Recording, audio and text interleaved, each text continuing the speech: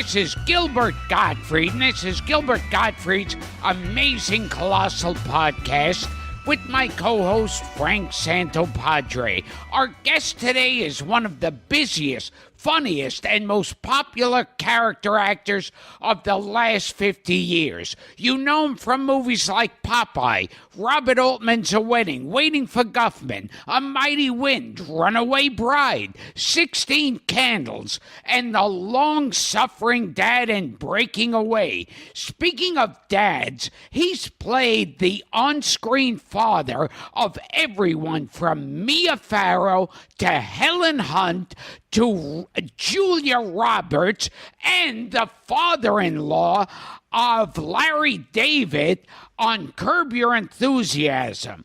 Other TV roles include Grace Under Fire, The Practice, My So-Called Life, Dream On, and Star Trek.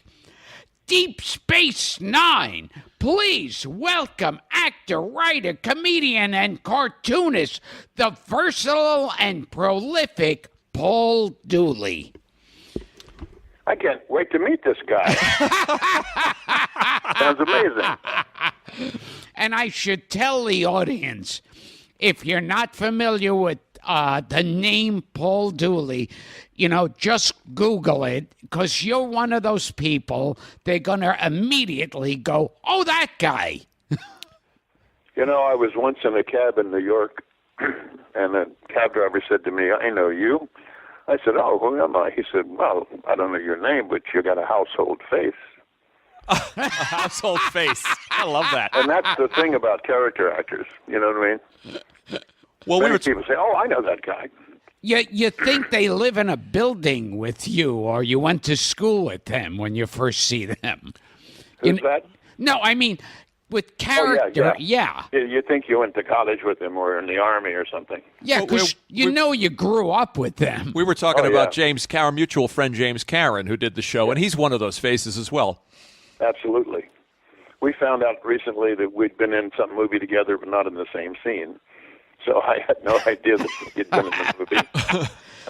We just found it out recently. Now, I just found out you started as a stand-up comedian? Yeah, the first real time I ever got a little recognized, I was doing very tiny parts in off-Broadway plays and so forth. But I always wanted to be a comic, but I didn't know it at the time, but I thought maybe I wanted to be a stand-up, and in my heart of hearts, I wanted to be an actor. But I started out, and I was very lucky because before I'd ever done anything, hardly ever in clubs, I'd done 6 or 8 club dates, very small time. And somehow I got on the Tonight Show with Jack Parr. Wow. And I was doing a very low-paying club date in Upper Saddle River, New Jersey, and there was a group of accountants in the audience. It was a little meeting for them, and I kind of killed that night. And the next day, a guy called me, and he's the brother of one of the accountants, and he said, we should talk to you. I'm the manager of Jonathan Winters. And he had a real in with Jack Parr because Parr loved Winters. He was on, every other week. And so within 2 days, I was over there auditioning for Jack Parr, and they put me on. I did 3 shows. Wow. And that was amazing because every comic in town was trying to get that job. What was your stand-up like, Paul? Do you remember any of your jokes? I remember everything. Not only of my jokes, but of everyone else. It's almost my curse. It was more like you could compare it more to someone like Newhart, who bits with beginning, middle, and end. They weren't like unrelated jokes. They weren't the typical, series of. You might do 2 jokes on a topic, or 1 joke, or 3, then you move on to some other topic. They were more like little theater pieces where you create a character and play him. I wasn't Newhart in the sense that I was always tied to the telephone or in that very quiet way, but I would do routines. For example, I had a routine. It was a whole Shakespearean play where I played all the parts. Then I did a thing where I translated a fairy tale from the Czechoslovakian, and I would read the Czechoslovakian and then translate it, except that he knew nothing about the language. So they're all a series of bits. There was a Western from the point of view of the Indian, and a lot of different routines like that. It was like they used to call them hunks, sometimes. And I had 6 of them, and that made my 30 minutes when I first got started. And now, can we jump ahead to one of the strangest movies you were involved in? And that's when Robert Altman did the big screen version of Popeye. Yeah. Now, so where did you film this? This was on the island of Malta in the middle of the Mediterranean. And how long did this take to Well, film? it was going to be 4 months, but then they ran into some weather problems, and it was about 6 months. So it's half a year. So we had, if there were like 75 in the cast and crew, or more like 100, we had 50 birthdays because it's half a year. We got sick of cake. It was a birthday every week. Yeah, we shot it there, and there were 50 actors in it. And the great Bill Irwin was in it with not very much screen time. And Linda Hunt was in it. A guy named Richard Libertini. Oh, your old comedy partner, Libertini. Yeah, I met him in Second City, and we've been friends ever since. In fact, I actually got Libertini the job. Normally, an actor can't help an actor get a job, but Altman said to me, "Do you know somebody who tall and thin with a beard and can play comedy and do a dialect?" And I said, "I know the perfect guy." So they got in. They met and they got together, and he did it. And he was perfect for this character, who was basically a Jewish pushcart peddler, Giesel. No one ever used the word Jewish, but he's Giesel. Anyway, he's a great comic actor, Libertini. We love him. That's another one for the audience to just Richard Google. Libertini. You'll know him in a second. Oh, All of Me, and of course the In-Laws, where he's the dictator of the Banana Republic. Yeah. Who did 10-Year Wednesdays with his hands. Oh, it's just unforgettable. And I heard like the cast and crew are pretty much going nutty in Malta. It was a little, it's not even a tree on that thing. It's just a big rock. And there was so little to do. Thank God we had Robin Williams, because he was our court jester. And since he obsessively had to be on, we were happy to have somebody entertain us all the time. So between takes and all the downtime, thank God he was there. But we did get a little squirrely and a little cabin fever. But it was great fun at the same time. There's so many talented people there. We once put on a variety show just to amuse ourselves. So we were our own audience, the cast and crew. If you went on stage and did a bit and came out and sat in the audience, and it ran 4 hours, because everybody had talent, Bill Irwin had all kind of clown routines, and Libertini did routines, and I did routines, and Shelley Duvall played the guitar and sang songs. There's just tons of people, and Robin was the master of ceremony. And we should tell Robin says, "I won't be in it, I'll just be the MC," except that he was 12 different MCs. Character. Once he's Ed Sullivan, then he's a Maltese comedian. But he did plenty of stage time. We had a great time. It was a great company. It was how you become a family in a movie. Altman, more than other directors and almost anybody I've ever met, he'll hire you for the entire run of the play, if it's 8 weeks, or the run of the film, instead of bringing you in for 2 weeks or 1 week and then sending you home. That way you don't feel a part of it, because you're in and out. But he brings everybody at the beginning, and they leave at the end, and he says, "If I want to put you in a scene, I want you to be here." So he's very loose, and he may put you in scenes you were never in originally. We should just to clarify too for our listeners that you played Wimpy in the movie, yeah. and as a cartoonist yourself, I saw an interview with you online, Paul, and you were saying that you were oddly flattered to be asked to play a cartoon character. Oh yeah, it was. I was actually a little scared, because I thought I'm not as roly-poly as you'd think he would be, and I heard really after the fact, after the film, that both Don DeLuise and Buddy Hackett had tried to get that part. Wow. But eventually, Altman told me, he says, "I don't want people looking at the movie and saying, there's Wimpy, oh, it's Buddy Hackett, or it's Don DeLuise." He thought it would take him out of the movie to have a person that had such a strong personality. But anyway, with the aid of makeup and wardrobe, but I turned out to be a fairly decent-looking Wimpy. Now, can you say the famous wimpy hamburger line for us, please? One of his key lines, and almost everybody remembers, is, "I would gladly pay you Tuesday for a hamburger today." He also said, "Come to my house for a duck dinner. You bring the duck." He was essentially a con man who would do anything. In the movie, he sells a baby for a bag of hamburgers to Bluto.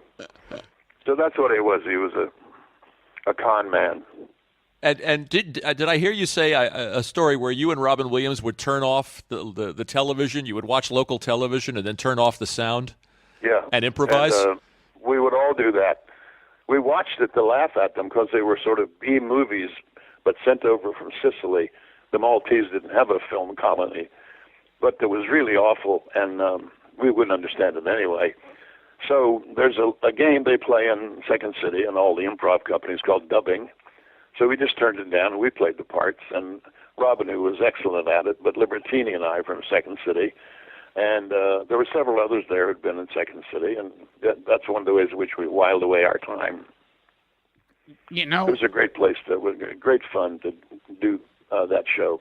But there was nothing in that town to do at all. Gilbert knows that from being on the road.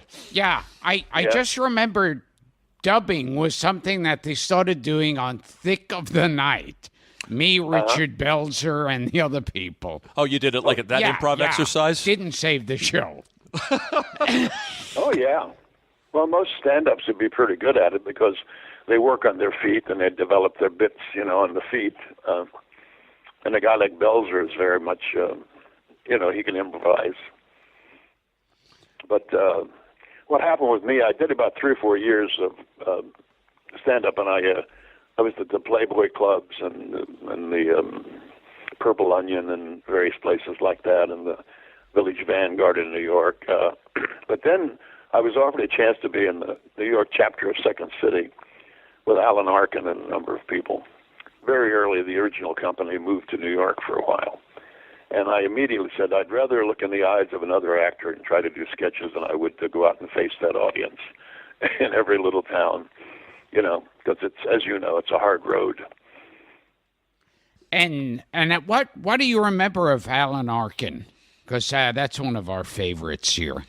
Oh, yeah, he's wonderful.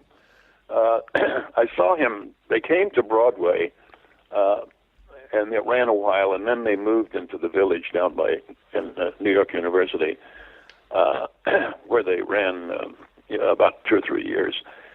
I saw Arkin in an interview recently, and I also read this in a book he's written, that at first he didn't have a job, but they asked him to come out to Chicago, and he said, I don't know how to improvise. He said, I was scared and upset the whole time that I wouldn't fit in, but eventually I discovered a character, and I played him all the time.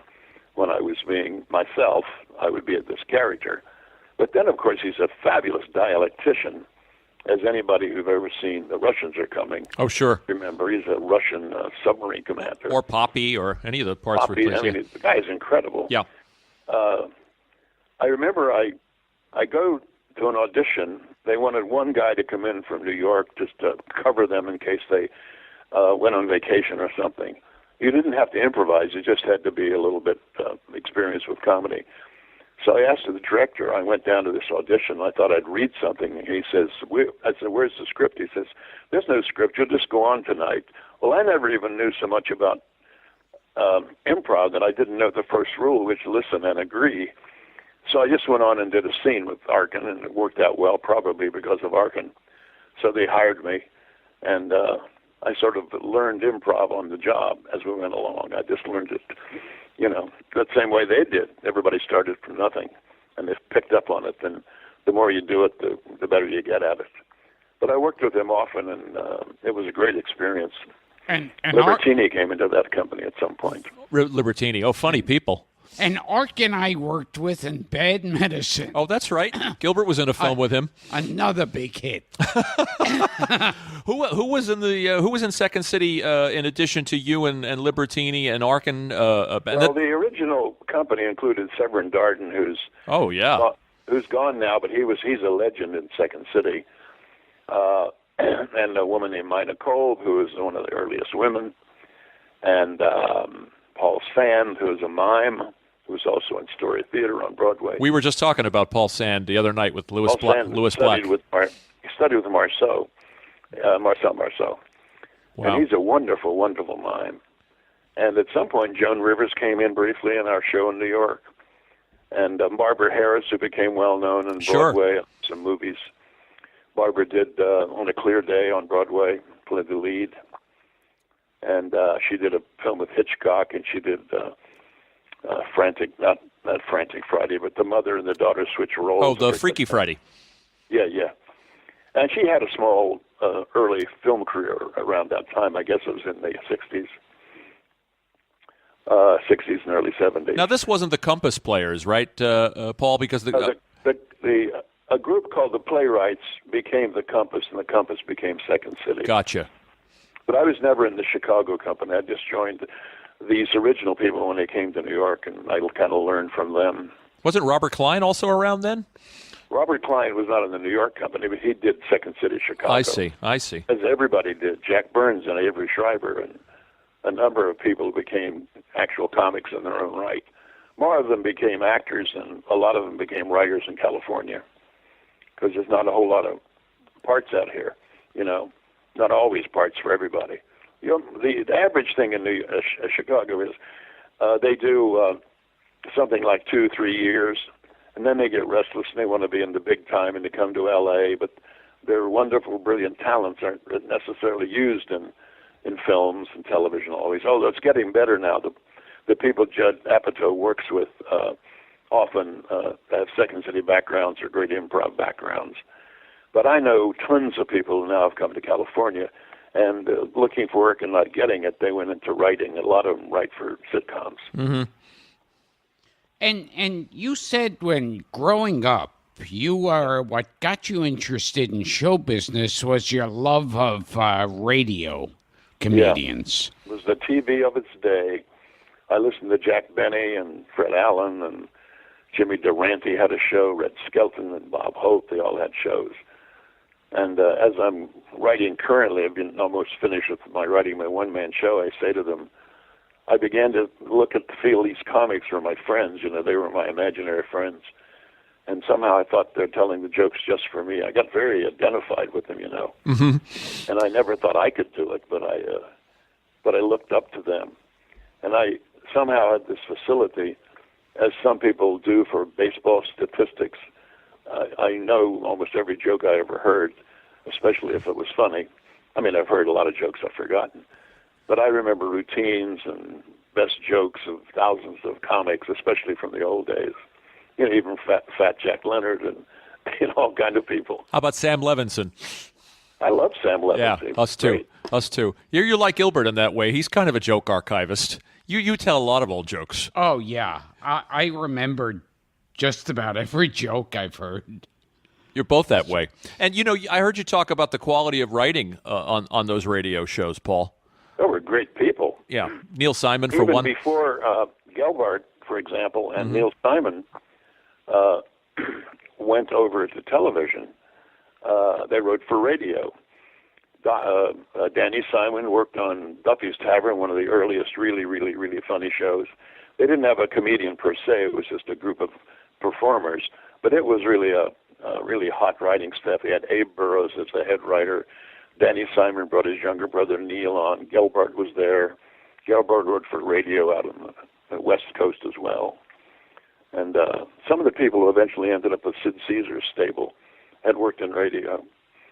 But if you can't see the people, it all has to be in the words. Yes, they got it down to a science, man. It was like two-liners, one setup, one payoff. There's a friend of mine, a guy named Herb Sargent, who's a name you might know. I The know original SNL head writer was writing for some of those shows. Fred Allen. Yes, Sid Caesar had an insane staff of writers. Oh, yeah. Mel Brooks, Carl Reiner. Mel Tolkien. Yeah. Right. Woody Allen. Right. All those people. And Gelbart. So really, this was what inspired you to leave West Virginia and pile into a car with $50 in your pocket, Paul, and head to New York City? Is that kind of what happened? That's right, although because what I studied in college wasn't stand-up or anything, although I did a little of it around there. A friend of mine was Don Knotts, who was in that, who was born in that city, and he was a senior when I was a freshman. And I liked him a lot, and he was always hilarious. But I thought, because I was studying acting in classes, that if I went to New York, I'd be lucky if I was an actor, never thinking I could become a comic. The thing about me was I always thought I looked straighter than the average comic. Look, there's often a look about them, especially in the old age, either the tall and thin or short and fat or with freckles or red hair or something about you which is a little offbeat, which is good for the comedian. And I looked like the guy next door. So the person I looked up to most, because I thought I could be like him, was Carl Reiner. And then later on, Harvey Korman, because you get to be in the thick of the sketch and in the middle of it working with comics, but you are really the straight man. But you can often be a very funny straight man. Now you worked with Carl Reiner. Yeah, Carl directed a show once, which was a pilot with Peter Ustinov as the star. It was going to be a variety show. And myself and Patchett and Tarsus were comics in those days. Wow. Also writers. And they were on the show, and they wrote some sketches. And that's when I first met Carl. Then later, unbeknownst to me, Carl Reiner had recommended me to the Children's Television Workshop to be one of the writers. And so I created this, became the head writer for the Electra Company. And I ran into Carl 10 years later. I says, "I'm told you recommended me for this." He said, "Maybe, I don't remember." We had Billy I think Purse. what happened was when we were rehearsing sketches for that Ustinov show, naturally when you rehearse a sketch, it's open to a little bit of throw some lines in. So I would throw a line in or make a suggestion, and he thought I had the kind of head for it. So he thought I could be a writer just because I, invented some lines in the rehearsals. But he never talked to me about it. But it was a great job. I did it for a year. You created Morgan Freeman's character. That's right. Easy Reader. Easy Reader. He was a junkie for words. And they told me at the Children's Television Workshop that the Count is their guy for numbers, and maybe we could have something like him for words. So I said, I figured Easy Reader would be like Easy Rider, and he would love words. He would read the labels on people's clothing, the logo on their sneakers, and he would read once they gave him a pencil to sign a contract to cut down on the reading, and he looked at it and said, "Ticonderoga number 2." He used to read people's watches. Right. And what He used to find anything I could in nature in the world where he could read. And Once I had them take Easy Reader out to the park, because they were always pretending to break him of the habit of too much reading, just for comic value. I took him out in the park and said, "Forget everything printed, and forget everything in books, and forget all this. Relax at the park. Look at the sky. Look at the clouds." He takes a beat and he says, "Goodyear." Isn't He show found a business? way to read in the sky. Show business is great, Paul. The dad from Breaking Away and 16 Candles turns out to be the creator of Morgan Freeman's character on the Electric Company. Well, that's my calling card. Every time I go into a room with a new director or producer or star, even for some meeting or an audition, the first thing they say is they love that movie. Because every film student and every young actor knows that movie. And it's also ubiquitous. It's always on television somewhere. Breaking Away, you mean? Yeah. Yeah. And so that's my calling card. From that point, from that film on, I began to get a lot more offers, and I ended up playing all these fathers, Some of them straight, some of them comic, but you take whatever comes along. Sure. Now, Because the father in 16 Candles was fairly straight, a little comic in the beginning, but he had a big scene where it's a kind of a dramatic, heartrending scene with Molly Ringwald. I just watched it today. Yeah, it's a nice scene. One of my wife's favorite movies. there were a lot of great character actors in 16 Candles. I mean, Edward Andrews. Oh, Edward Andrews. Yeah. Oh, another guy everyone would recognize. Max Showalter is his Sure. name. Yes. Sure. Who I remember And a from... woman named Carol, I think Carol Cook was her name. Carol Cook, yeah. You work with The Max other Showalter? grandmother was a woman named I really forget her name, but her name was Bertie. Her real name was Bertie something. And she had been in vaudeville because she was already 70 or something. Oh, and okay. She was funny as hell. Yeah. Now, I remember Max Showalter when he was, I think, originally called Casey Adams. Well, his name was Showalter, and when he went into Hollywood, naturally, they gave him a 7-year contract. They wanted to change his name because they thought Showalter was just probably based on a Jewish name somewhere. He became Casey Affleck. Isn't Max Showalter the dad in that famous Twilight Zone episode with Billy Mooney, where he wishes everybody into the cornfield? I may have not seen that one, but it's very possible. Yeah, he was in Hollywood quite early. I think is he the priest in 10? Blake Edwards 10? I remember seeing him, and I think the earliest horror movie I remember, The Indestructible Man, starring, of course, Lon Chaney Jr. Is that another Bird Eye Gordon classic? Yes. I think I got the right actor. I think Max Showalter's in 10. Yeah, he had those crazy eyes. Right, he used to use his eyes a lot. In films, he used to play the part that Tony Randall would play later, which is the friend of the hero. I see. He would sometimes do that as well. I think when Hollywood finally said, okay, no more studio system, now you're on your own, I think he went back to the theater and changed his name back to his original name. But he was a nice guy, and, my buddy on that film was Geddy Watanabe. Oh, yeah. Oh, sure. He played Long Dong Duck or whatever. Yes, you bet. Yeah, he's terrific. He was funny as hell. Now, did you ever work with or meet any of your old radio favorite stars?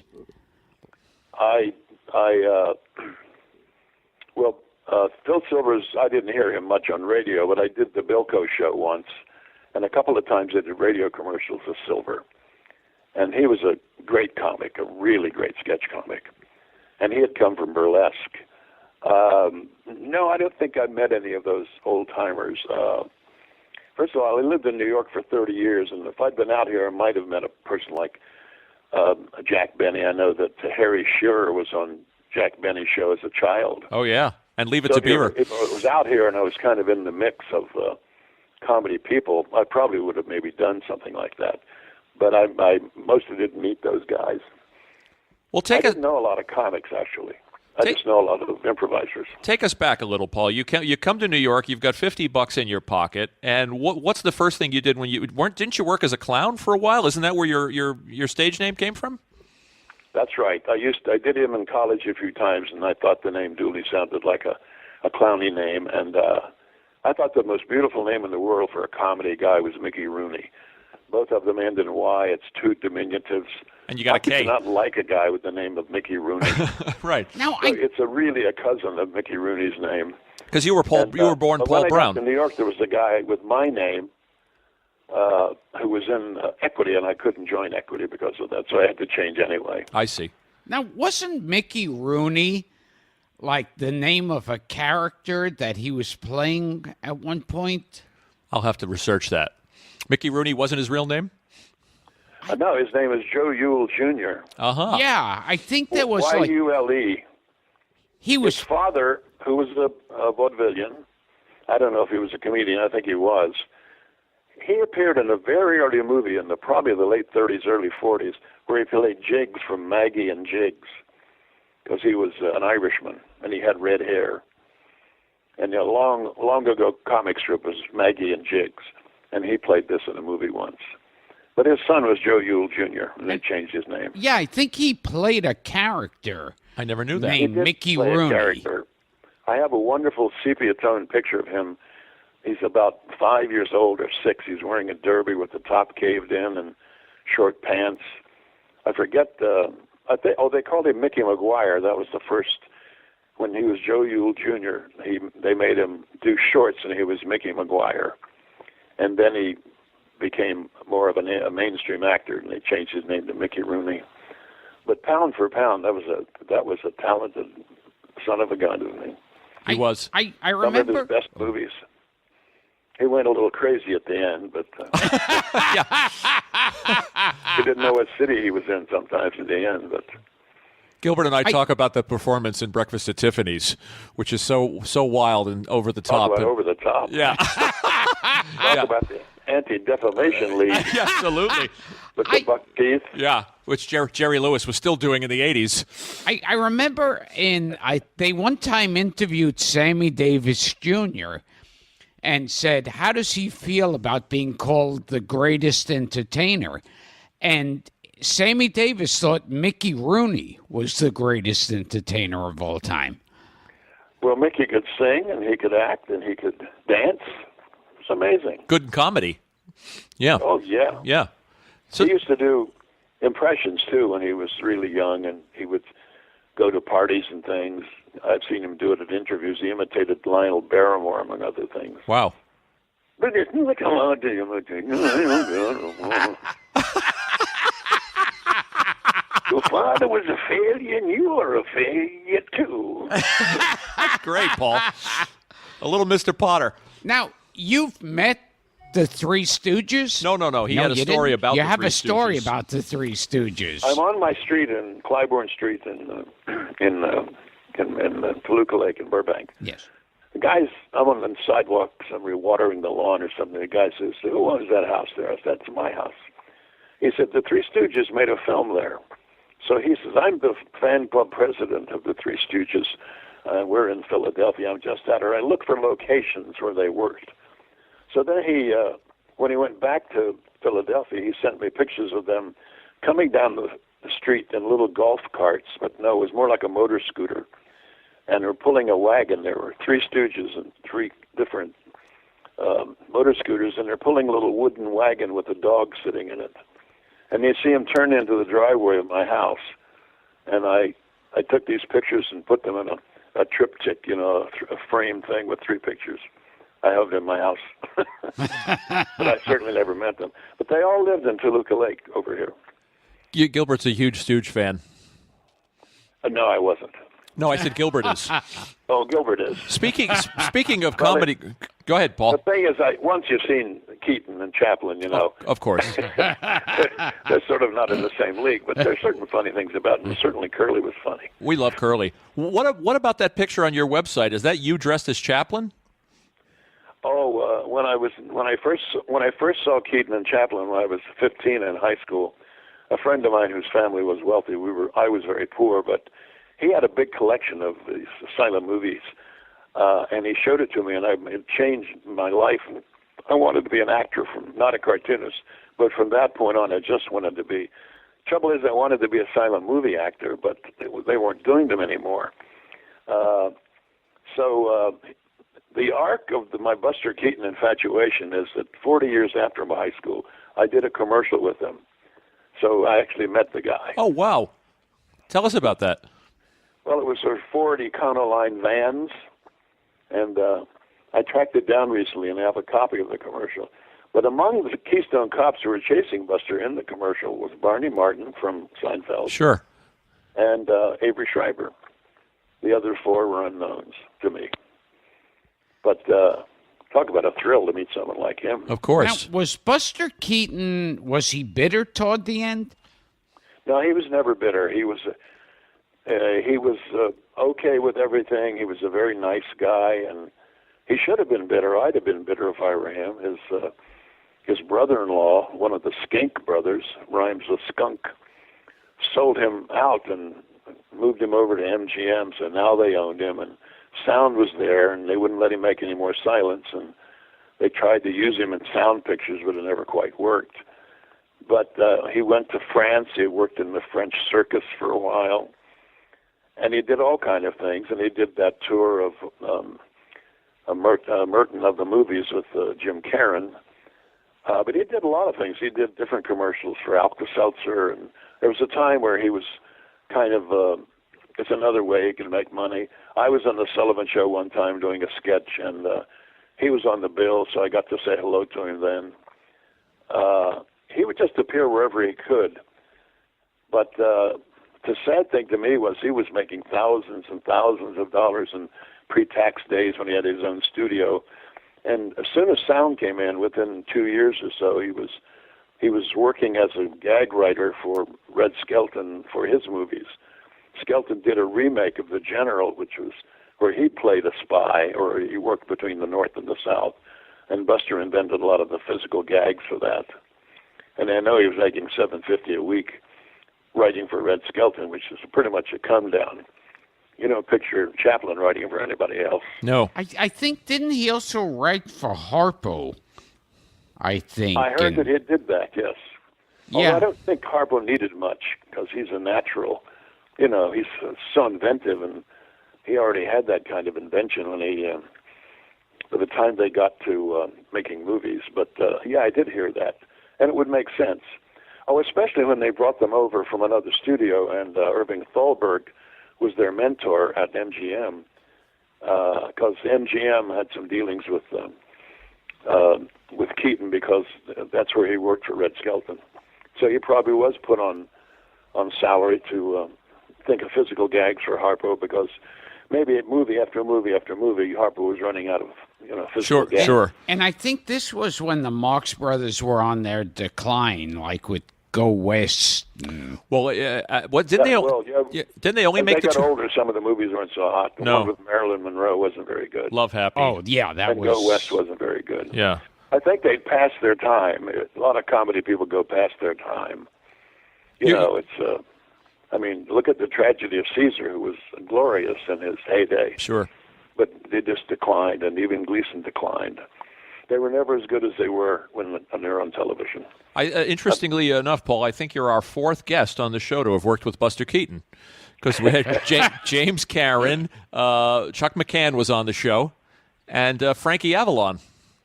Wow. Because at the end, Buster was in some of the beach pictures.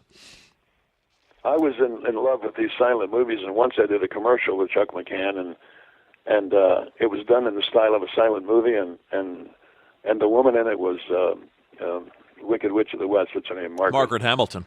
Margaret Hamilton was in it, and McCann still has a copy of it, and he keeps promising me that he'll give me a copy. But we'll get on him about that. Happened in a while. We'll get on him about that. But he's kind of a guy who loves the old timey stuff too. Oh yeah. In fact, he did a film with Arkin, which was Hard as a Lonely Hunter.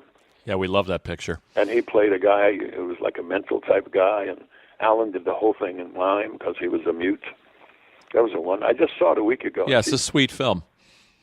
Yeah, he's a funny guy. It's really good. And I used to see him he had a kids show in New York. Sure. And he put pieces of round cardboard over his eyes on an elastic and played Little Orphan Annie. Oh, and Dick He's about Tracy. 250 pounds. Yeah, and Dick Tracy too, right? Yeah. Yeah. And he always dressed up as Oliver Hardy. Oh, yeah. And he does those voices great. Well, he can do Stan and Ollie. That movie he did, The Projectionist, too. Yeah, that was very early in his career. Such an homage to the silent film era. Did Buster Keaton, do you know how he felt about Charlie Chaplin? Because he always seemed to throw those two together and make them look like... Well, I was glad that Chaplin used him in Limelight. It's a very brief scene, but he almost steals the show. I hear that there was much more footage of him doing that music hall turn with Chaplin on Limelight, which got cut as they were editing the film. It got trimmed down a bit because he's hilarious, that guy. I don't know that they were friends, but of course I'm sure they respected each other, and I'm sure they'd meet on social occasions out here, but I don't know very much about what they thought of each other. It would be impossible for Chaplin not to see his talent. Of course. Oh, so different comics. I mean, when people compare them, and there's such apples and oranges, the two of them, such different performers. It's so weird because it's like with film snobs, they always make it like you have to pick one or the other. Yeah, I know. It's chocolate and vanilla. Yeah. It's like picking a greatest rock and roll singer and leaving out all the others. Correct. Yeah, it's like if you like Buster Keaton, you're supposed to hate Charlie Chaplin. No, I love them both, but I'll tell you one thing about Keaton, which I'm going to talk a lot about in this show I'm writing, is that to me at least, I knew Chaplin was skillful, and I knew Buster was skillful. I knew that they were amazing acrobats. I knew that they had great comedy timing. I knew all these things, but somehow I felt I knew Buster Keaton's persona when I watched him. he felt like an everyman to me. When I watched Chaplin, although I admired him, even idolized his talents, I thought, the life is never going to knock this guy down. He's too smart. He's smarter than anybody else in the movie. He's smarter than me. He's smarter than the whole audience. So there was a kind of a cleverness about him, which was putting a barrier between me and him. Although he had scenes in City Lights where he was putting the flower up to his mouth when he sees the girl he used to be in love with, he has moments of touchingness, but Buster Keaton never seemed to be a comedian. He always seemed like he was a real guy, and these things were happening to him. Yeah. You know, but Chaplin could dance, move like a dancer. He could juggle. He was so skillful with everything. He played women. It's just that Buster always spoke to me. I felt I feel like I know him. And he also was very much an underplayed guy. In other words, Chaplin used his face liberally to show different comic modes, but Buster could say it all without using his face. It was just his body. And I'm a kind of a minimalist actor. I like to do less rather than more. And I found that Buster is working in slapstick, but he seems very, very real and very subtle, you know. Some of his takes are very tiny. But I just admire his style. And in my show, I talk about how my father, the end of my show, I've been obsessed with it for the last 6 months, although I've been planning it for 10 years. Because friends are always saying, you should do a book, you should do a one-man show. I say at the end of my thing, I went to the Buster Keaton Film Festival in Kansas with Jim Caron a couple of years ago. And I say that I realized when I was going to speak to the people in Kansas, why is that like Buster so much? Everyone likes Buster. Everyone there is a fan. So what is it about me and about him that is so special? Then I said, I never saw my father smile, and the same with Buster. My father was a man of few words, just like Buster, and I realized that Buster was kind of like a role model for me. He was like a surrogate dad, you know, the dad I kind of never had who could also make me laugh, you know. So that's kind of a thing that is in my head about Keaton. That's sweet. Is that going to be part of the show, Paul? Yeah, I talk about him a lot, and I show some short clips of his. And speaking of your dad, you didn't I read that you kind of when you got the script for Breaking Away, the late Steve Tessich, of course, didn't you see some? Dad, yeah, didn't you see some of your dad in the character? Oh yeah, I was thinking of him all the time. In my show, I have a very touching thing, I believe, where it says, there's a scene in the movie where Dennis Christopher comes to me. He lost the race. He's crying. Comes to his father for his disillusion. He comes to me for comfort. But I'm used to having this kind of snippy reality with him. I'm always criticizing him in some odd way. But because he's broken down, I put my arms around him, although it said in the script he doesn't quite know how to hug his son. So I do reluctantly try to hug a little bit. And what I'm saying in my show is, at that moment I thought, if I'm playing my father and feeling like my father, who is this I'm hugging? Well, that's got to be me. So I was finally giving myself the hug that I never got from my real father. Wow. And I think it's going to be a little touching moment. Yeah. Then I show a short film clip of that scene. It is touching. It's one of the nice things about being an actor, isn't it? That Yeah. you kind of get to recreate life moments. I don't know why I became a minimalist, but my father was very closed off and unemotional, and I'm sure I bonded on him for some time. But even in my dramatic work, I try to be as subtle as possible. You know, I like people I like Newhart's comedy because he's subtle and not aggressive, and I like someone like Anthony Hopkins, who never does too much. He's always doing just enough. Even when he played Hannibal Lecter, he underplayed it. Yeah. You know. Yeah, he did. So I just, for some reason, turned out to be a guy who likes less is more. Now, I heard you're not really big on, say, the method actors and everything. You don't prepare. Well, I'm not like them. It's not that I don't look up to them. Yes. I mean, obviously, if you like Brando and Pacino and all those people, you have to know there's something to it. It's just somehow not my system, and I never studied that. When I went to New York, I had no money, so most actors were finding a way to scrape a few dollars together from a part-time job in a cab ride or something and study. But for some reason, I didn't have enough money for a long time. it was hand to mouth for several years. And then when I started working, I said, well, maybe I don't need classes. Maybe I know how to act. And so I just never got around to it, but I probably would have been good for me if I had. I just work in a very different way. You know, I can be off stage talking to someone, and they say, okay, action, and I don't know how, but in some way something clicks in my head, and I start acting the character without, you know, going in the corner and thinking about it, or spending the whole day or the whole shoot trying to be in the character. First of all, in the movies, most characters are already you. They're hiring you because the character's what Right. they see you do constantly. But I admire people who have a system that allows them to do what they do. I mean, especially if a guy like Pacino can do all that, then obviously it's a great system for him. And you worked with And Pacino. I don't know what his training was, but Seymour Hoffman, of course, is fantastic. You worked with both those guys. It's great. Can tell us a little about your experience with them? Well, first with Al Pacino. Well, as you know, because you've been in films, often at the end of a scene, the star goes to his trailer. And, you know, generally speaking, you're kind of discouraged from going and hanging out in their trailer with them because they want to be with themselves, you know.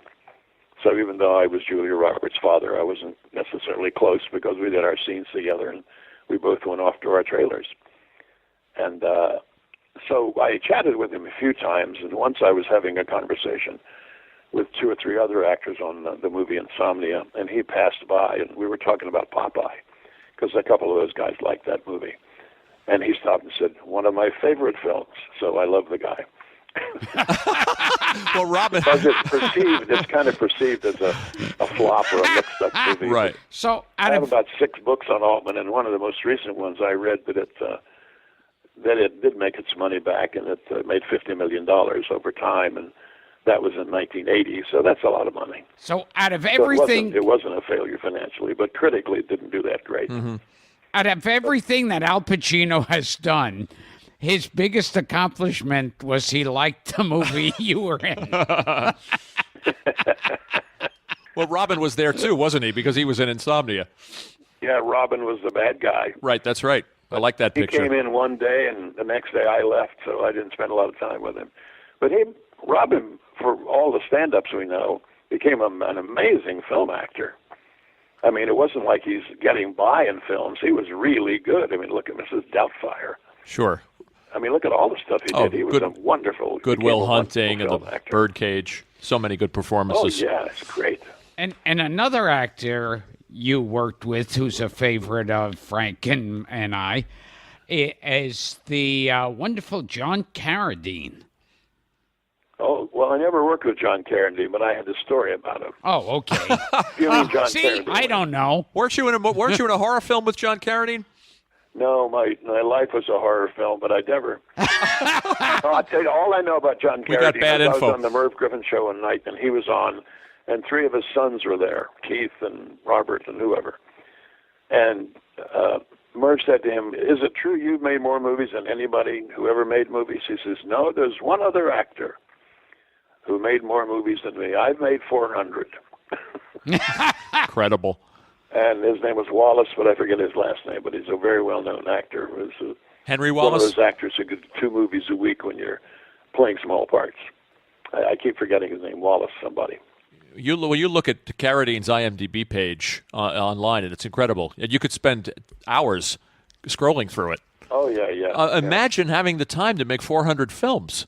I mean, he lived a long The way time. it worked really was when you were under contract to Louis B. Mayer, let's say at MGM, he didn't want to pay you for a week.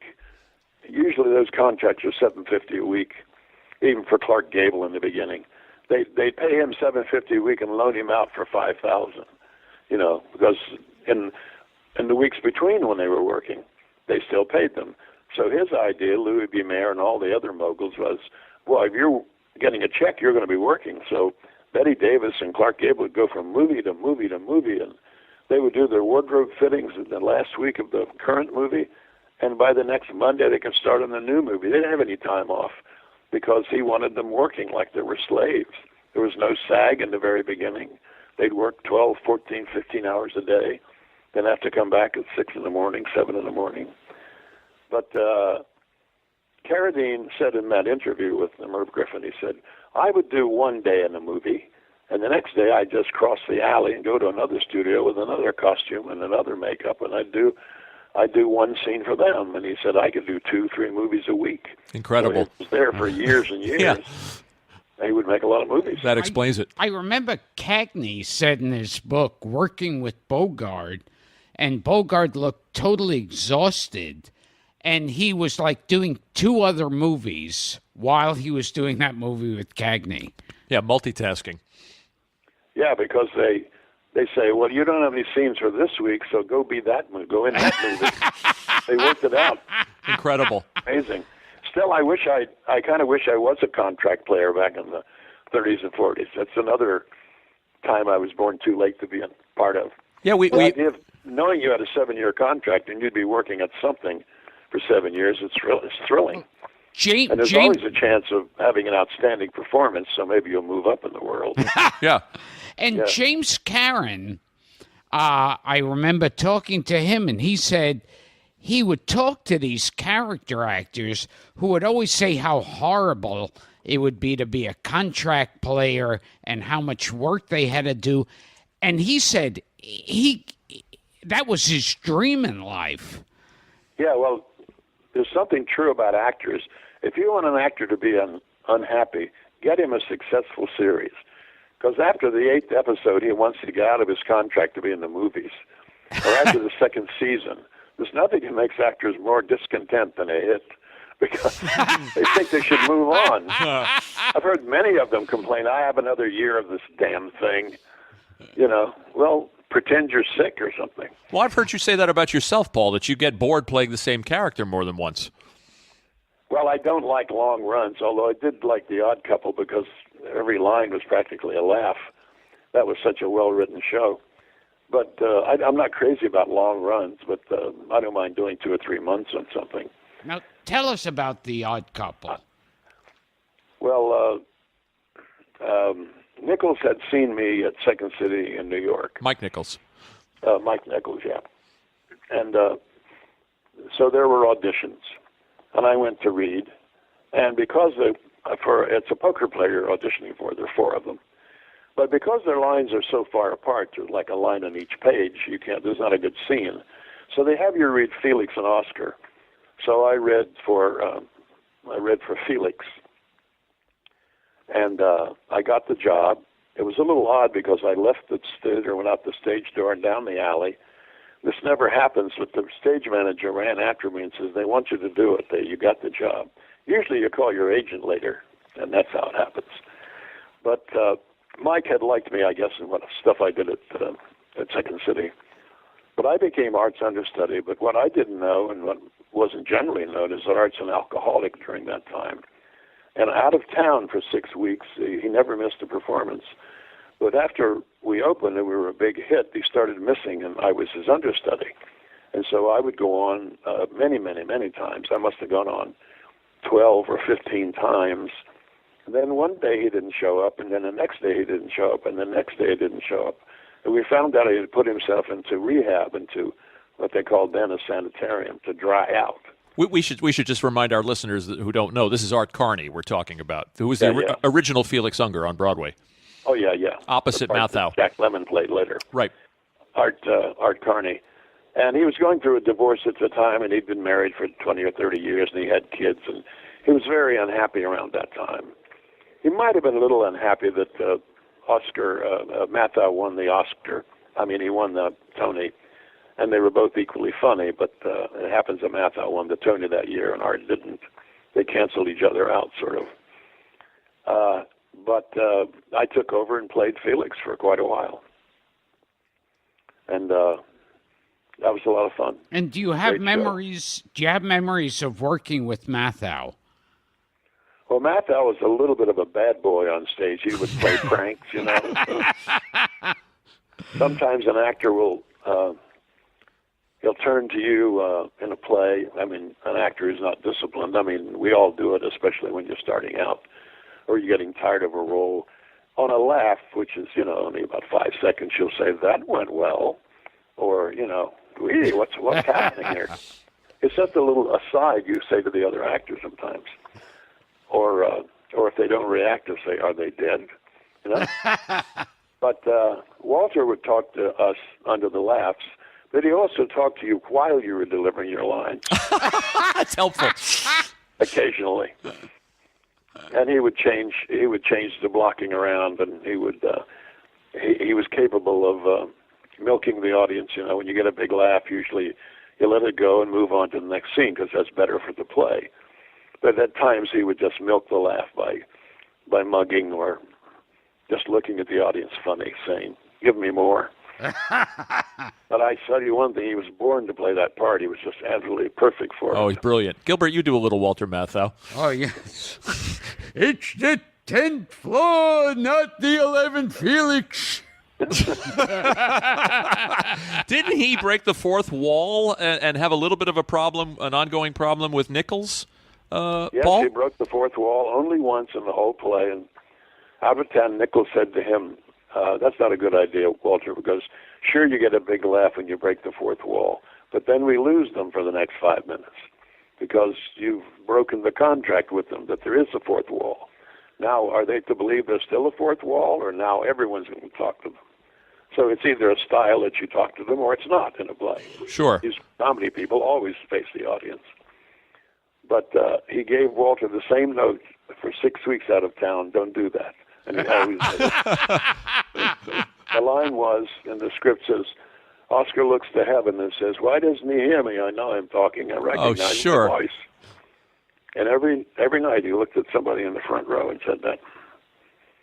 And after giving him this note endlessly, the note kept getting smaller and smaller because he knew he wasn't going to win.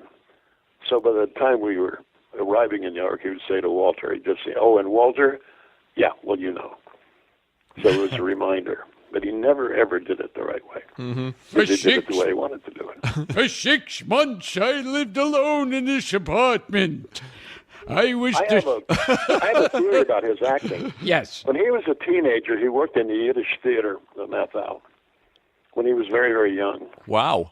And there's a style in the Yiddish theater, as there was on Broadway years and years ago, which is declaiming. So everything is like not acted so much as declaimed. You know, "The church bell shall not ring tonight," where the people kind of overdo, especially when they're doing Shakespeare.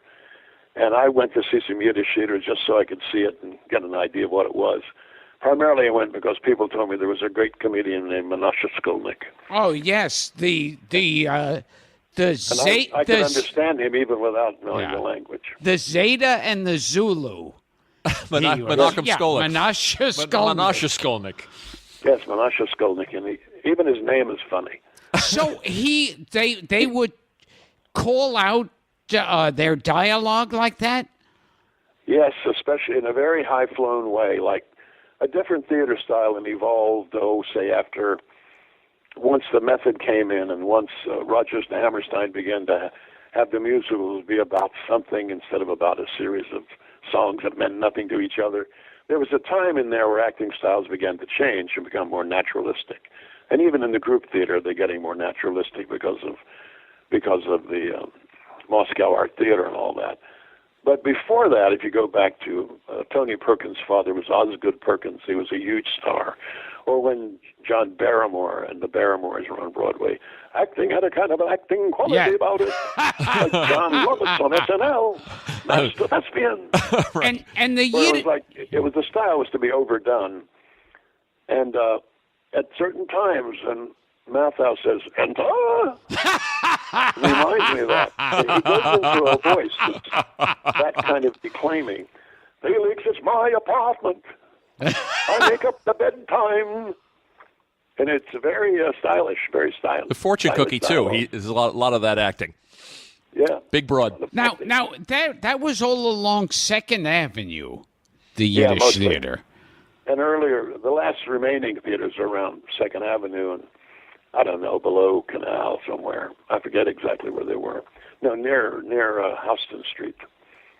Or Hudson, Soho, that's south of Houston. So that whole area was like Broadway. There were a lot of them originally. There was some on 14th Street, 23rd Street. as Manhattan developed, the first big, what would be Times Square later, became 14th Street was like the crossroads of New York. Then it became 23rd Street. Then it became 34th Street. Then it became 42nd Street, and it kind of stopped. Although Lincoln Center is now above, up at the 66th Street. So the center of the city kept moving up as there were more people around. I think Martin Scorsese said his father used to sneak in to the Yiddish theater. Really? He couldn't understand what they were saying, but he liked the music. Oh, I love that. Now, the music is very much fun. I don't know what you'd call it, klezmer or not, but it's. I'll tell you who really captured the feeling of those early kind of theaters, but in Italian, was Scorsese in. I don't know if it was The Godfather or if it was in. Oh, in Godfather 2, they go to the Oh, town. yes, the Coppola.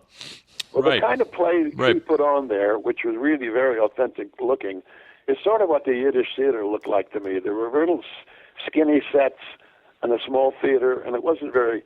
It must have 2 people on stage or 3 people at one time, and it was very melodramatic in that sense. They'd come in wailing and weeping, and there were always big problems. Yeah, the scene in the Godfather movie, the guy gets a phone call that his mother's dead. Yes. And he goes, Yeah. I am alone in America. Right. And Mamma mia! my wife is a tramp. It's just amazing, isn't it? I'll tell you the thing that happened to me when I was in Threepenny Opera that would amuse you.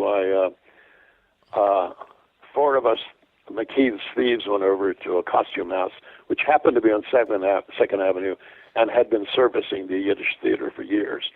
By now, this was 1952 or 3, and so there was very little Yiddish theater, but there was still this man named Mr. Gropper, Gropper, and we went in to see him to get old-fashioned period costumes for the Threepenny Opera. But he thought of his costumes as having integrity, and when the gay costume designer would say, "No, that hat will never do. That's all wrong," and he would be offended by it. You turning down his costume parts. And he'd say, "That's all wrong. It's old-fashioned. You want old-fashioned?" I said, "Yeah, but that's about 20 years. That's not Victorian. It's Edwardian. It's a hat. It's a baby. It's a top hat." And he's trying to give how good these costumes are and not being able to turn away from them. So I tried on a coat, a Chesterfield collar and swallow-tailed coat, and a little ratty, because they all were. And the costume designer dismissed him, saying, no, that's all wrong. And he said, "What wrong? Maurice Schwartz wore that coat. Jacob Benami wore that coat." I was giving the resume of the coat.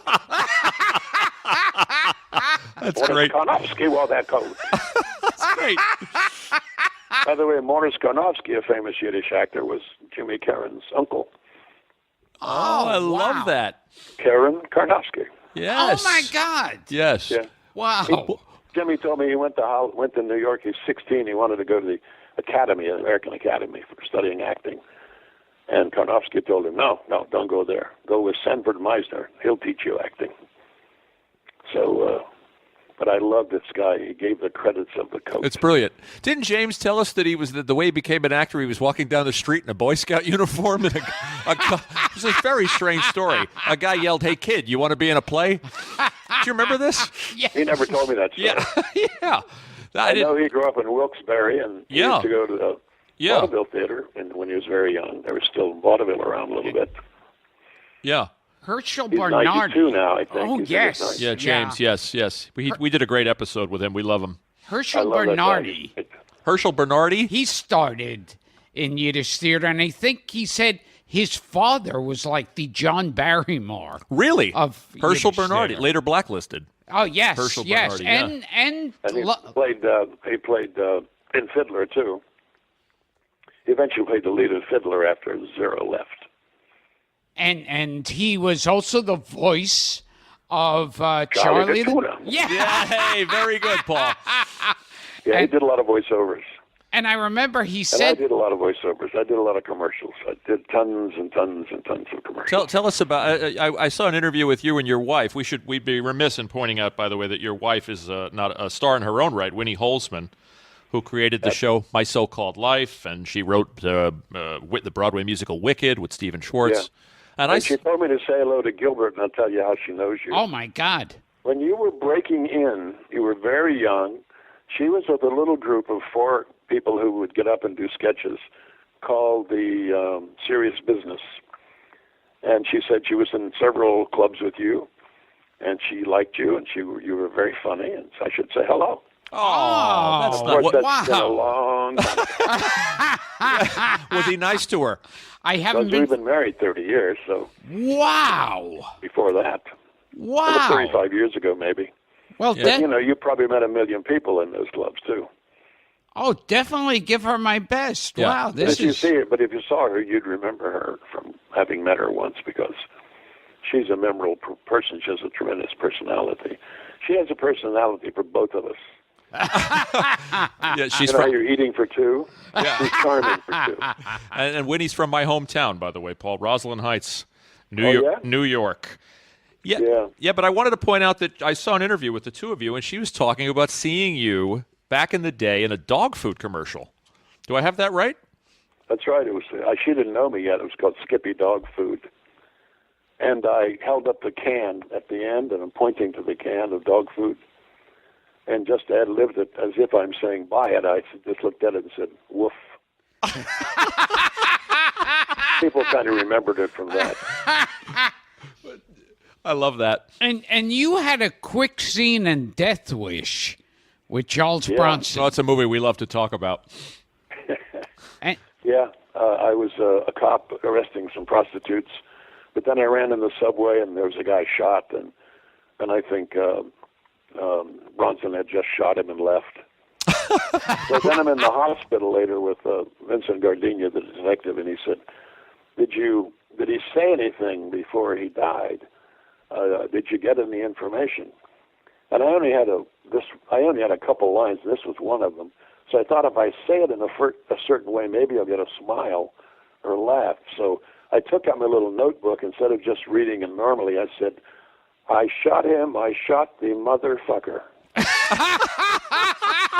But if I just said it straight, it wouldn't be amusing. So I said it like I'm a kid learning to read. I only worked 2 days on that. I did The Out-of-Towners with Jack Lemmon. Yeah, that's Gilbert's wife's favorite movie. She's sitting right here. Not the second one, but the first. With Sandy Yeah. Dennis. Yeah. Yeah. Well, I'm just reading a book now that she was gay, and I never knew that. ah, I'm reading a book. My daughter is gay, and she had a book she was reading. I looked at it, and it names celebrities from the past and now and in the future who were gay, but people didn't know about it. But back in the day, when Dietrich was, they just thought she dressed funny, and Garbo, and Right. there's a lot of them. When Barbara Stanwyck was gay and all this stuff. yeah, they were just considered tough chicks. Yeah, that's In why those she always movies. played women who were kind of self-reliant and tough, and which is what Jodie Foster's playing now. Right. Tough girls. I want to ask you one question about The Odd Couple, too. I heard you say that you were so kind of taken with Mike Nichols' talent and that you really wanted more than anything to make him laugh. And then that happened when you worked for Elaine May, too. Do I have that right? That's right. I said to my analyst, I don't know why it is, but all I want to do is be brilliant in front of one of those people, or to keep up with them or make them smile or something, but it never really happened. I said a few amusing things, but I don't remember any laughs. Now, I knew Elaine better because we did an off-Broadway play, but we also did it up at Stockbridge, Massachusetts, and we were hanging together while we rehearsed in a summer theater, and so we got to know each other a bit more. But she's one of the most brilliant comedy writers of all. we love her. She's right here in the city. We need to get her on the show. and did you ever... She doesn't like to talk to people. I She's know, not but I like saw her that. at the 92nd Street Y, and she was very chatty. So, It'd Now- be great. Yeah. It'd be great. I thought they were the king and the queen of comedy. Oh, because Yeah. their stuff was so subtle. It wasn't over the top or anything. You know, it wasn't Rodney Dangerfield. now, of He course, was great in his own right. yeah. But I just kind of lean toward people who are minimalistic, and they just really did almost human sketches, and they were hilarious. Now, of course, getting back to Death Wish for a second, Vincent Gardenia, Yeah. a great Love him. character actor you worked with. Do you remember anything? Especially in Moonlighting, or rather in, what's it called? Moonstruck. Moonstruck. Moonstruck. Yeah. He's wonderful in Yeah. that. And then he winds up, a little trivia, he winds up playing the father part in the TV version of Breaking Away. He played your part. Which is really odd because he's putting down the Italians. Right. Made no sense. Now, did you... I'm only guessing that they didn't approach me because I was in Malta doing Popeye. I'd like to think that. Right. But what if it became a hit? You would have been stuck in a hit series. No, I already had when I knew it was going to be a series, I already said if they offer it to me, I'm not going to do it. Because I think since you're not going to have a bicycle race every week, I didn't thought the TV would take away its credibility, and it has a kind of a classic quality. Mm-hmm. If you have to turn them out every week, it would get kind of thinned out. And a lot of sitcoms, if they're not good, they're just boring. I love when you say that cat, that's my cat. His name is Jake, not Fellini. Yeah, my cat. Now, It's a great scene. did you have any dealings with Charles Bronson? Who is he? That's how I felt.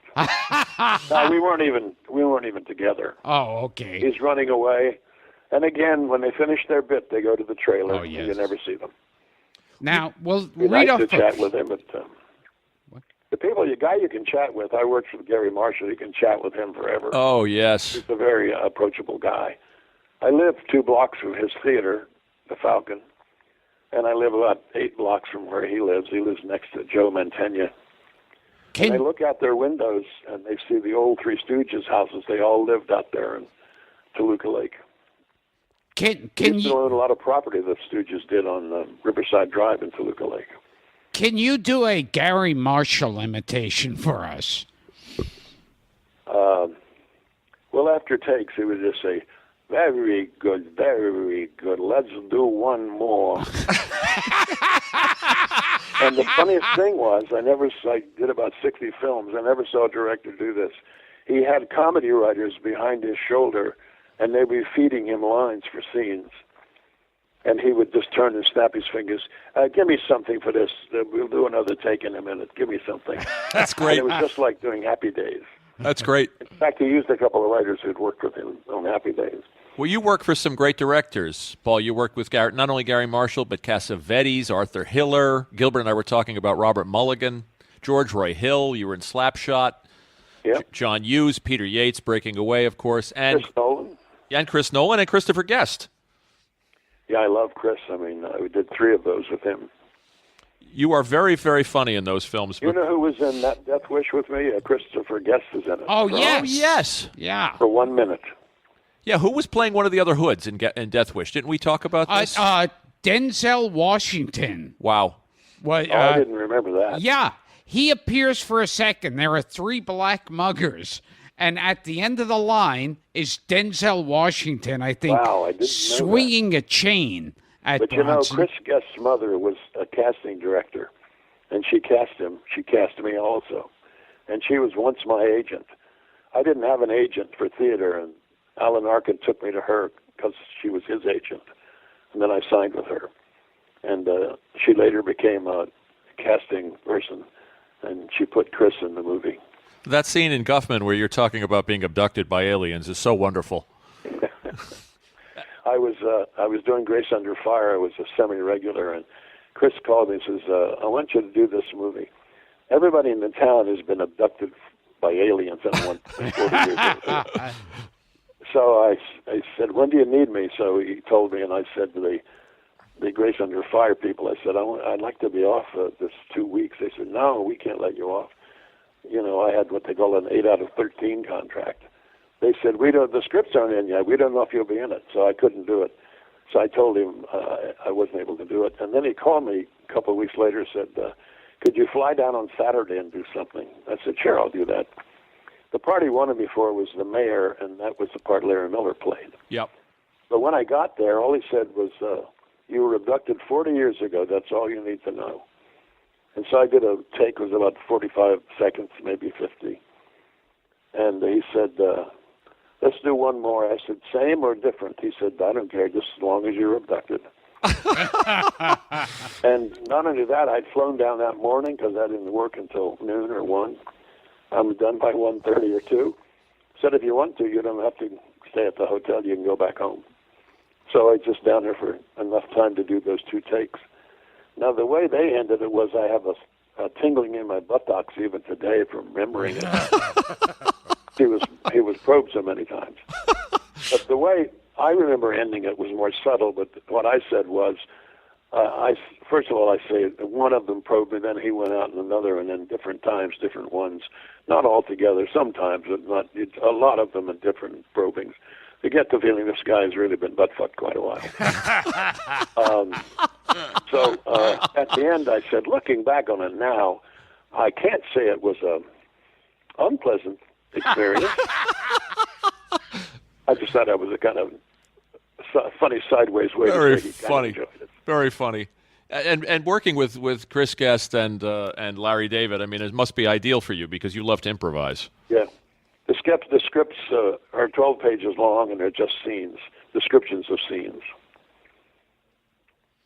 I talked about something I got cut out of Mighty Wind was I said, I'm into the environment. I have suits at home made of hemp. I'm not wearing one now, but I like natural things. I said, of course, I don't wear my hemp suit while I'm operating a heavy vehicle or anything. I remember you were the manager of what was it the small town Main Street the Main Street Singers. Yeah, it's great. He's the only living person who was once in it. You know, all the originals are gone except him. Really? I went to Chris's office. He said, "Do you sing?" I said, "No." "Do you play guitar?" I said, "No." He said, "Well, I still would like you to be in it. So you'll be a guy who's up there singing, but you can hold the guitar if you want." And I also improvised a scene, which it didn't stay in the movie, trying to explain why I hold a guitar and never play it. I said, once we were doing a gig in Boston, and we went out for some Italian food, and I spilled spaghetti sauce on my only white shirt. I wasn't quite sure what to do, and someone said, well, hold a guitar in front of it. And I say, then it kind of caught on, and I was known for it. I was known for holding it, not playing it. That's how it caught on. All right. Many things are gone in the editing, but I think he's a genius. Me too. Me too. I mean, what an actor! Yeah. What an actor! Oh, even his one season of Saturday Night Live, which unfortunately you can't find. It came out on VHS, but never DVD. He did such wonderful work with Shearer and Marty Short. And Marty Short. Yeah. And Billy Crystal. I wish I could get my hands on that stuff. Really good. They were great. Yep. They did two guys. Two guys are the owner. I don't know if it was Chris or it was Harry Shearer and maybe Crystal, but it was two guys who owned a novelty shop, and they had a fake dog poop. It's a great sketch. Talking about how things aren't moving, Yeah. They were hilarious. Geniuses. And that's when he did Nathan Thurm, the lawyer. You bet. Okay. Paul, we have so many other things to ask you, but I got to eventually wrap up. So, yeah, because we can't do it all day. We love to talk to you all day. Listen, I may call you guys if my show gets on the boards, and I'll come by for a visit, or I'll do a little phone call with you. That'd be wonderful. Absolutely. That'd be wonderful. And could you do you want to plug your show now, even though you're just working on it? Not really, because I haven't even decided on the name yet. Oh, okay. My wife suggested Upright and Personal because it's quite personal, and I'm still upright. I like that. And we should say too that you act with your wife sometimes. You do some productions. Well, we did a play at the Odyssey here in L.A., and then we took it back to New Jersey to a regional theater, which we wrote the play, and we appeared in it. We're just two of us playing two parts. And then we wrote a very, very popular one-act, which is a parody of love letters called Post-its. It's people's lives from when they're 25 to when they're at the end of their life, and that's all on Post-its. That's a fun idea. And there's 10 minutes, and it's done over 100 productions now all over the place. We get queries from South Korea and the Philippines and Japan and wondering what the hell are they going to do with this? It's full of jokes. Well, we'll look forward for that. We'll look forward to it. And you don't have a title for the show yet, so you don't want to say that much about it. No, not really. It's just following me. It's like what you were talking about. I get interested in radio comedy. I get interested in Keaton. Right. And I went to study theater, and pretty soon I didn't end up being a physical comic because except for someone like Jim, for Bill Irwin, there's not much of it going on, And I ended up playing all kinds of parts, but I did a lot of comedy, and of course with Chris Guest and Larry and Second City. So part of my career has been comedy, but I also did a lot of fairly straight acting. Sure. So the show whatever comes along. The one-man show is really about your journey.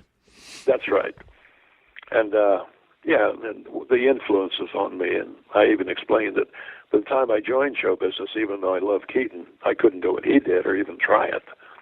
It was all talk all the time, and I ended up spending about 15 years making 90% of my money in commercials, so I had that whole thing going on too. While I was doing the Odd Couple, I made 4 times as much in the daytime going out and doing commercials as I made on Broadway for 8 shows a week, because I got popular in the commercial business. You and James Karen have that in common. Yeah, he sure did a lot of it. Yeah, he sure did. He did Pathmark for many years. You bet. Oh, yes. You bet. That's I always... first ever was aware of him, was Yeah. seeing him on Pathmark. Well, Anyway, I'll let you guys go. Yes. We'll talk again. Oh, let me just wrap it We'll up. do it again. We'll just wrap it up, Paul. This has been Gilbert Gottfried's Amazing Colossal podcast with my co-host Frank Santopadre and the man who played Molly Ringwald's father in 16 Candles, among a billion other things. And creating Morgan Freeman's character on The Electric Company. Yes. Ladies and gentlemen, the great Paul Dooley. Please hold your applause.